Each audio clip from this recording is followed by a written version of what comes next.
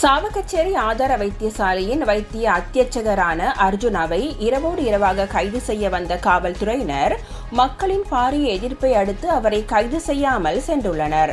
சாவகச்சேரி ஆதார வைத்தியசாலையில் பதில் மருத்துவ அத்தியட்சகராக கடமையாற்றும் ராம்நாதன் அர்ஜுனாவை அங்கிருந்து இடமாற்றம் செய்ய உத்தரவிடும் சுகாதார அமைச்சகத்தின் கடிதம் வழங்கப்பட்டதாக தெரிவிக்கப்படுகிறது. வடக்கு மாகாண சுகாதார பணிப்பாளர் சமன் பத்திரன நேற்றிரவு குறித்த கடிதத்தை அர்ஜுனவிடம் வழங்க முற்பட்ட போது அதனை ஏற்க மறுத்துள்ள அவர் இது அலுவலக நேரம் அல்ல என தெரிவித்துள்ளார்.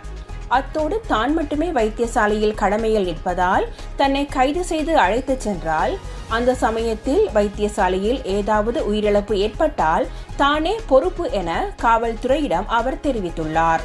இந்த நிலையில் குறித்த விடயம் சமூக வலைதளங்களில் வைரலாக பரவி வருகின்றமை குறிப்பிடத்தக்கது. சாவகச்சேரி ஆதார வைத்தியசாலை முன்பாக வைத்தியர் அர்ஜுனவுக்கு ஆதரவாக போராட்டத்தில் ஈடுபட்ட மக்கள் A9 வீதியை முடக்கி போராட்டத்தில் ஈடுபட்டனர். குறித்த பகுதியில் ஆயிரக்கணக்கில் கூடிய மக்கள் அவருக்கு ஆதரவாக கோஷம் எழுப்பியபடி போராட்டத்தில் ஈடுபட்டனர். இந்த நிலையில் போராட்ட களத்தில் பெருமளவான காவல்துறையினர் மற்றும் கலக தடுப்பு பிரிவினரும் குவிக்கப்பட்டனர். இந்த போராட்டமானது சாவகச்சேரி பொது அமைப்புகள் மற்றும் பொதுமக்களால் மேற்கொள்ளப்பட்டுள்ளது. சாவகச்சேரி ஆதார வைத்தியசாலையில் ஏற்பட்டுள்ள குழப்ப நிலையை தீர்த்து வைத்தியசாலையின் செயற்பாடுகளை மீள ஆரம்பிக்க வேண்டும் என கோரியே குறித்த போராட்டம் முன்னெடுக்கப்பட்டு வந்தமை குறிப்பிடத்தக்கது. அப்பகுதியில் உள்ள அனைத்து கடைகளும் மூடப்பட்டுள்ளதுடன் மக்கள் அணிதிரண்டு அமைதியான வழியில் போராட்டத்தை மேற்கொண்டமை குறிப்பிடத்தக்கது. சாவகச்சேரி ஆதார வைத்தியசாலையின் பதில் அத்தியட்சகர் வைத்தியர் ராம்நாதன் அர்ஜுனா இன்று வைத்தியசாலை விடுதியிலிருந்து வெளியேறி சென்றுள்ளார். பொதுமக்கள் வெளியே போக சொல்லாமல் நான் வெளியேற மாட்டேன் என தெரிவித்து வைத்தியசாலையில் தொடர்ந்து இன்றைய தினம் நண்பகல் வரையில் தங்கியிருந்த நிலையில் நீண்ட இழுபறியின் பின்னர் இன்று அவர் வைத்தியசாலை விடுதியிலிருந்து வெளியேறி சென்றுள்ளார். அவர் வெளியேறி சென்றதுடன் மக்கள் போராட்டமும் நிறைவுக்கு வந்தது. சாவகச்சேரி ஆதார வைத்தியசாலையின் முன்னேற்றத்திற்காக செயற்பட முனையும் புதிய வைத்திய அர்ச்சகருக்கு எதிராக முன்னெடுக்கப்படும் சதிகளை உடைத்தெறியவும் வைத்தியசாலையின் பணிகளை உடன் வழமைக்கு திரும்பவும் வலியுறுத்தியும் இந்த போராட்டம் பொதுமக்களால் முன்னெடுக்கப்பட்டிருந்தமை குறிப்பிடத்தக்கது.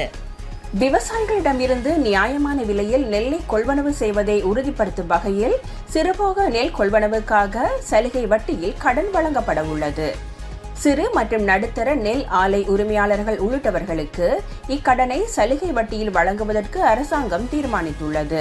அந்த வகையில் நெல் ஆலை உரிமையாளர்களுக்கு 50 மில்லியன் ரூபாவையும் நெல் களஞ்சிய சாலை உரிமையாளர்கள் மற்றும் மொத்த நெல் கொள்வனவாளர்களுக்கு 25 மில்லியன் ரூபாவையும் வழங்குவதற்கு அரசாங்கம் தீர்மானித்துள்ளது.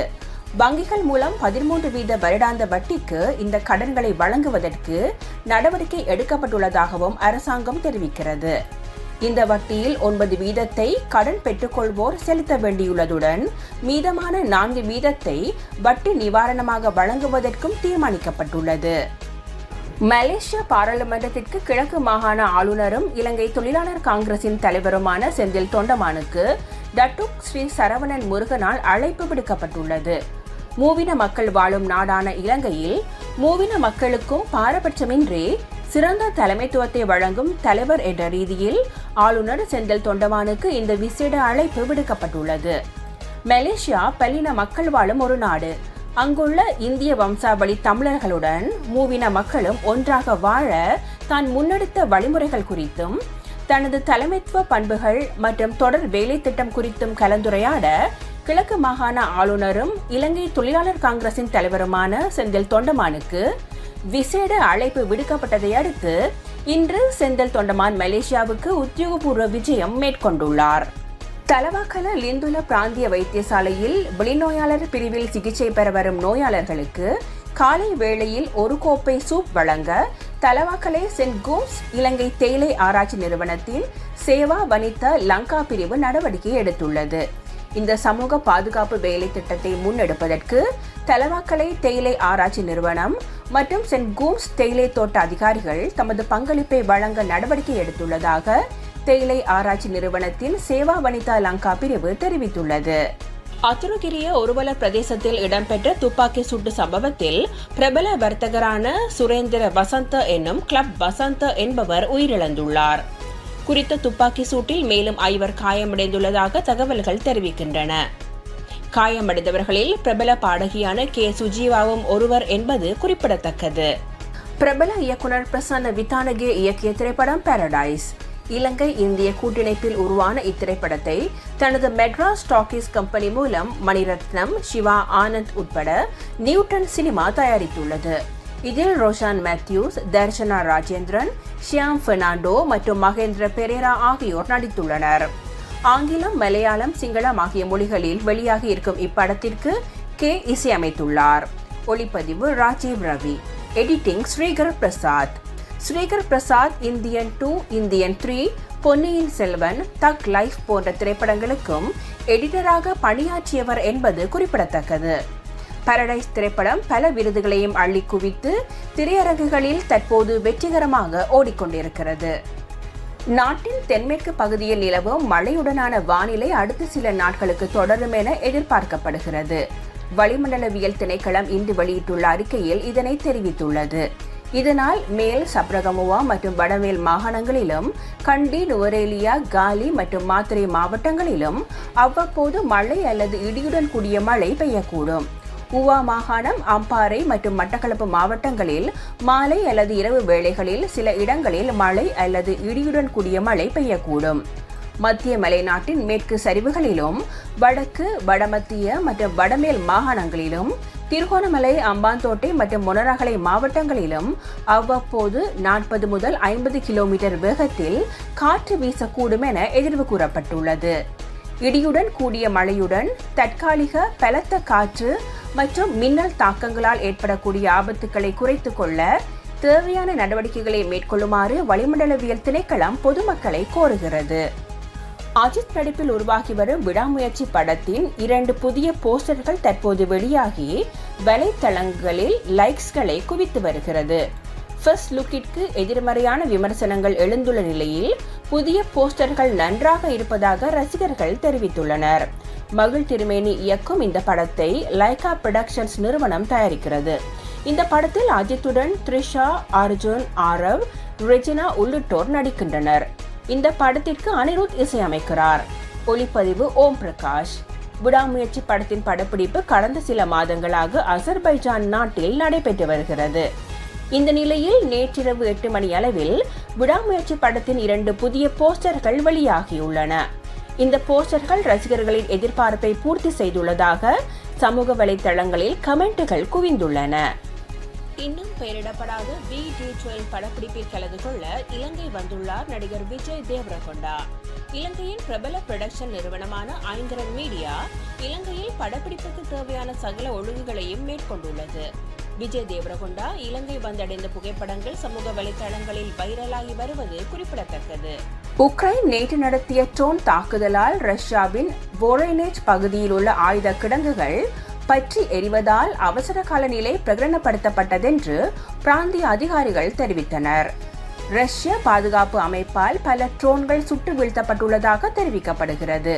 இந்த நிலையில் அபாய பகுதிகளில் உள்ள மக்களை தற்காலிகமாக வெளியேற்ற அதிகாரிகள் நடவடிக்கை எடுத்துள்ளதாகவும் கூறப்படுகிறது. ஜப்பானில் உள்ள தீவொன்றில் காலையில் ஏற்பட்ட சக்தி வாய்ந்த நிலநடுக்கத்தால் பொதுமக்கள் மத்தியில் பதட்ட நிலை ஏற்பட்டது. ஜப்பான் நாட்டில் அடிக்கடி நிலநடுக்கம் ஏற்படுவதும் அதைத் தொடர்ந்து சுனாமி வருவதும் வாடிக்கையான ஒன்று. எனவே அங்குள்ள வீடுகள், கட்டிடங்கள் உள்ளிட்டவை நிலநடுக்கத்தை தாங்கும் வகையில் வடிவமைக்கப்படுகின்றன. இந்நிலையில் ஜப்பானின் மேற்கு பகுதியில் ஒகசவாரா தீவு அமைந்துள்ளது. இங்கு இன்று காலையில் 6.3 ரிக்டர் அளவில் நிலநடுக்கம் ஏற்பட்டது. அதிகாலை 5 மணி அளவில் நிலநடுக்கம் ஏற்பட்டதால் வீடுகள், கட்டடங்கள் குலுங்கின. இந்த நிலநடுக்கம் 3 முறை ஏற்பட்டதாக ஜப்பான் புவியியல் ஆய்வு மையம் தெரிவித்துள்ளது. இந்திய அணி ஜிம்பாப்வேயில் சுற்றுப்பயணம் மேற்கொண்டு 5 போட்டிகள் கொண்ட T20 கிரிக்கெட் தொடரில் விளையாடி வருகிறது. இந்த அணிக்கு இளம் வீரர் சுப்மன் கில் தலைமை வகித்துள்ளார். சீனியர் வீரர்களுக்கு ஓய்வளிக்கப்பட்டு முழுவதுமாக இளம் வீரர்களை கொண்ட அணியாக ஜிம்பாப்வேயில் இந்திய அணி விளையாடி வருகிறது. இந்த போட்டியில் டாஸ் வென்ற இந்திய அணியின் கேப்டன் சுப்மன் கில் பேட்டிங்கை தெரிவு செய்தார்.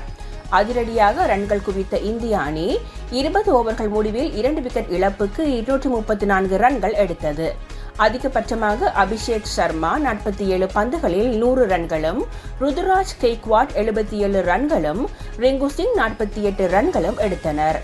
அதையடுத்து 235 ரன்கள் எடுத்தால் வெற்றி என்ற கடினமான இலக்கை நோக்கி விளையாடிய ஜிம்பாப்வே அணியால் இந்திய பவுலர்களின் அபாரமான பந்து வீச்சுக்கு தாக்கு பிடிக்க முடியவில்லை. 18.4 ஓவர்களில் அனைத்து விக்கெட்டுகளையும் இழந்த ஜிம்பாப்வே அணி 134 ரன்கள் மட்டுமே எடுத்து 100 ரன்கள் வித்தியாசத்தில் தோல்வியடைந்தது. அதிகபட்சமாக அந்த அணியின் வெஸ்லி மேத்வேர் 43 ரன்களும், லியூக் ஜோங் 33 ரன்களும் எடுத்தனர். இந்திய அணி தரப்பில் முகேஷ் குமார், ஆவேஷ் கான் ஆகியோர் தலா 3 விக்கெட்டுகளை கைப்பற்றினர்.